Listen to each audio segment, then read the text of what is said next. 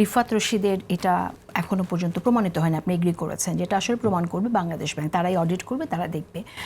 কিন্তু এরকম একটা অভিযোগ ওঠার পর রিফাত রশিদের বিরুদ্ধে আপনারা কোনো অ্যাকশন নেননি, কিন্তু যখন আপনারা চাঁদাবাজির বিরুদ্ধে কোনো অভিযোগ আসে তখন কিন্তু আপনারা বলেন যে এখনও সে কেন বহাল আছে। তাহলে একই প্রশ্ন যদি আপনাদেরকে কেউ করে তাহলে আপনারা কী করবেন? আমরা তো দেখলাম যে উনি বেশ ভালো গুরুত্বপূর্ণ পদে আছে, সাংগঠনিক সম্পাদক হিসেবে আছে এখন বৈষম্যবিরোধী ছাত্র আন্দোলনে। দেখেন, আমাদের সাংগঠনিক জায়গাটা কি, প্রথমত হচ্ছে যদি এখানে দুইটা অংশ, একটা অংশ হচ্ছে যে এই প্রতিষ্ঠান কেন টাকা পেয়েছে, এটা তো অভিযোগ না। অভিযোগ হচ্ছে যে টাকাটা খরচ করছে। এখন যতক্ষণ যেই জায়গাটা তাদের পক্ষ থেকে, রিফাত রশিদের পক্ষ থেকে সমস্ত না, এটা যে আমি একটা কথা বলি আপনাকে, রিফাতরা যে স্যার থেকে টাকাটা নিয়েছে সেটা কি আপনাদের সিদ্ধান্তে ছিল? মানে বৈষম্যবিরোধী ছাত্র আন্দোলনের একদম সিদ্ধান্তে ছিল? আমাদের কোনো সিদ্ধান্তে ছিল না। এবং আপনি এবং আমাদের সাথে তাদের দেখবেন যে তখন ইভেন এই এনসিপির যে সংগঠন, এনসিপি সংগঠনের অনেক সিদ্ধান্তের সাথে কিন্তু বৈষম্যের অনেক সিদ্ধান্তের সাংঘর্ষিকতাও ছিল, এবং রিফাত রশিদদের জোট কেন্দ্রিক বা তৎকালীন যে বৈষম্য বিরোধী আন্দোলন নির্বাচনকালীন চলাকালীন সময় বলেন বা অনেক ধরনের বিরোধিতাও ছিল এনসিপির ব্যাপারেও, তাদের অনেক বিরোধিতা ছিল। নিতে গেছে এটা আপনি বলছেন দোষের না, কিন্তু এটা এইটার ব্যাপারে কিন্তু এটা এনসিপির সিদ্ধান্তে তারা নেয় নাই। সো এটা হচ্ছে তারা নিছে, এবং তার পূর্ববর্তী একটা সংগঠন, সেই সংগঠন সে ত্যাগ করে এখন এসেছে। এখন আসার প্রেক্ষিতে তার সংগঠনেরই দুইটা গ্রুপিং হওয়ার কারণে প্রায় 3 মাস পরে কোন ধরনের কোন আলাপের বাইরে হচ্ছে, মানে 3 মাসে কোনো আলাপ হয় নাই এই টাকা পয়সার ইস্যুতে। 3 মাস পরে যেমন আমি বললাম যে এনসিপি সিদ্ধান্ত নেয়, আমি যেমন জানতামই না এই ঘটনার আগে যে বৈষম্য ফান্ড পেয়েছে, এটাও আমি জেনেছি এই ঝামেলার পরবর্তী সময়ে।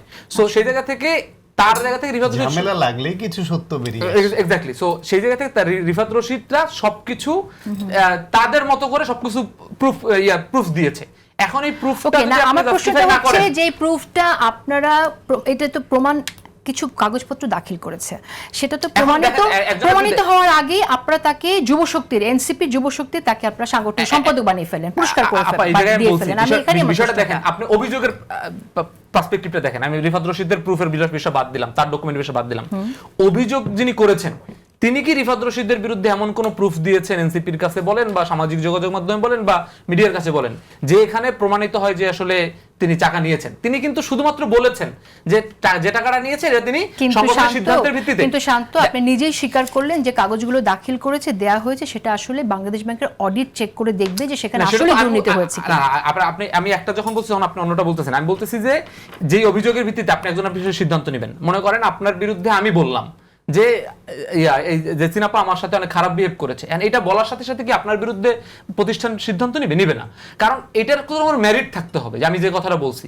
সো সিনথিয়ারা বা যারা অভিযোগগুলো করেছেন তারা কিন্তু বলেছেন কি তাদের সাথে সিদ্ধান্ত আলাপ করে সিদ্ধান্ত নেওয়া হয় নাই যে টাকাটা খরচ করা হয়েছে। আর রিফাত রশিদ বলছে তার সকল প্রসিডিউর। এখন এইরকম একটা কথার ভিত্তিতে আপনি একটা এরকম অনেক ঘটনা কি ঘটেনি যেখানে ধরেন যে কোনো একজন নেতার বিরুদ্ধে অভিযোগ এসেছে তিনি ইনভলভ ছিলেন, প্রমাণিত হওয়ার আগেই আপনারা বলেছেন তিনি চাঁদাবাজ, তার বিরুদ্ধে কি ব্যবস্থা নিয়েছেন? আমরা দেখেছি বিএনপি থেকে তাকে বরখাস্ত করা হয়েছে, শোকজ নোটিশ দেওয়া হয়েছে, পরবর্তীতে দেখেছি সেই ব্যক্তির আসলে কোনো দোষ নেই। এরকম উদাহরণ কিন্তু আছে। আবার এরকম উদাহরণও তো আছে যে আসলে অনেক অভিযোগ থাকার পরেও বহিষ্কার শোকজ থাকা অবস্থায়ও আবার মনোনয়ন পেয়েছে, মন্ত্রীও হয়েছে, এগুলো তো আপনারা জানেন।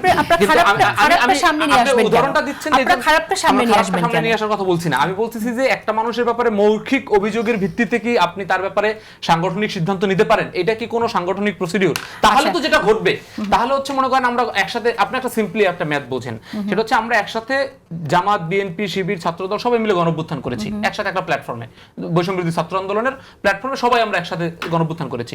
এখন এনসিপির বিরুদ্ধে মনে করেন ওই সময় যারা শিবিরের ছিল, জামাতের ছিল কিংবা ছাত্রদলের ছিল, তারা এনসিপির 100 নেতার বিরুদ্ধে 100টা সংবাদ সম্মেলন করে একটা অভিযোগ দিল, এনসিপি কি 100 নেতাকে বহিষ্কার করে দিবে? এটা কি প্রসিডিউর হতে পারে? সেটা হতে পারে না, কিন্তু আপনারা নিশ্চয়ই সেটা দেখবেন, খতিয়ে দেখবেন, সেটাই প্রশ্ন। কিন্তু ধরেন আমি আজকে যদি অন্য একটা প্রসঙ্গ, যে ইসহাক হোসেন নাম, ইসহাক সরকার যে আপনাদের দলে আসলো, আপনারা সাদরে তাকে গ্রহণ করলেন, তাকে একটি দল থেকে চাঁদাবাজির অভিযোগ উত্থাপিত হওয়ার পর বহিষ্কার করা হয়েছিল। বহিষ্কৃত করা, চাঁদাবাজির অভিযোগ উঠেছিল, বহিষ্কার করা হয়েছে, পরে অন্যান্য কারণও আছে, তার বিরুদ্ধে চাঁদাবাজির অভিযোগ উঠেছিল, সত্যি কথা। তাকে তো আপনারা গ্রহণ করলেন, আপনারা তো চাঁদাবাজির বিরুদ্ধে এত কথা বলছেন না। এই যে আমি বলছি যে আপনি বললেন না যে বিএনপির বিরুদ্ধে, প্রথমত হচ্ছে বিএনপি তাকে চাঁদাবাজির অভিযোগে বহিষ্কার করে নাই, পরিষ্কার। সেই চাঁদাবাজির অভিযোগ আমি আসছি, চাঁদাবাজির অভিযোগ যখন এসেছে তারপরে দীর্ঘদিন সে বিএনপির নেতা হিসেবে ছিল এবং যখন সে ইলেকশনের সময় বিদ্রোহী প্রার্থী হয়েছে তখন তাকে বিএনপির সিনিয়র নেতা ফোন দিয়ে বসার জন্য বলেছেন, তিনি বসেন নাই। তারপরে বিদ্রোহী প্রার্থী সারা বাংলাদেশে যতজন দাঁড়িয়েছে সবাইকে বিএনপি যেভাবে বসে করেছে সেভাবে বসে করেছে। এক নাম্বার 2 হচ্ছে এখন দেখেন এই বিএনপির বুদ্ধিজীবীরা বলেন আর বিএনপির অ্যাক্টিভিস্টরা বলেন তারা এখন ইসহাক সরকারের চাঁদাবাজির কথা বলছে, কিন্তু বিএনপি মনে করেন 2 মাস সরকারের ক্ষমতায় আসছে, এই 2 মাসের মধ্যে কিন্তু ইসহাক সরকার বহিষ্কৃত নেতা হওয়ার পরেও তার চাঁদাবাজির বিরুদ্ধে ইসহাক সরকারের কিন্তু একটা মামলা হয় নাই এবং ইসহাক সরকারের বিরুদ্ধে কিন্তু বিএনপির চাঁদাবাজি কিন্তু এখনো প্রমাণ করে নাই। তার মানে যখন সে এনসিপিতে আসছে বিএনপি কিন্তু একদিন ডিফেন্ড করেছে যে সে ইসহাক সরকার চাঁদাবাজি করে নাই এবং চাঁদাবাজির ব্যাপারে তার বহিষ্কারও করে নাই, চাঁদাবাজির অপরাধ তার বহিষ্কার করে নাই। সে যদি ইলেকশন না করতো তাহলে সে বিএনপি নেতাই থাকতো, সে হয়তো স্থানীয় সরকারেও কোনো মনোনয়ন পেত। বা সে যদি বিএনপিতে থাকতো তাকে আপনি চাঁদাবাজির কথাটা আপনারা বলতেন। আমরা ইসহাক সরকারকে নাম ধরে আমরা কখনোই চাঁদাবাজ বলি নাই, আমরা বলেছি যে সামগ্রিকভাবে বিএনপির চাঁদাবাজির যেই বিভিন্ন জায়গায় যে ঘটনাগুলো ঘটেছে সেই বিষয়গুলো নিয়ে আমরা কনসার্ন ছিলাম। আমি যেটা বলছি এটা আলোকটা শেষ করি, সেটা হচ্ছে এই যে আপনি বললেন যে ইসহাক সরকারকে আমরা নিয়েছি, আমরা চাঁদাবাজকে নিয়েছি কিনা, বা অনেকেই বলছেন ফেসবুকে যে আসলে চাঁদাবাজকে এনসিপি নিয়ে ভালো হয়ে যায় কিনা। ইসহাক সরকার যদি চাঁদাবাজ হতো তাহলে তো বিএনপির অন্তত আমি অন্তর্বর্তীকালীন সরকার ধরে নিলাম যে সে আসলে আইন প্রয়োগ করতে পারে নাই, বিএনপির এই 2 মাসে তো তার নামে একটা চাঁদাবাজির মামলা হতো।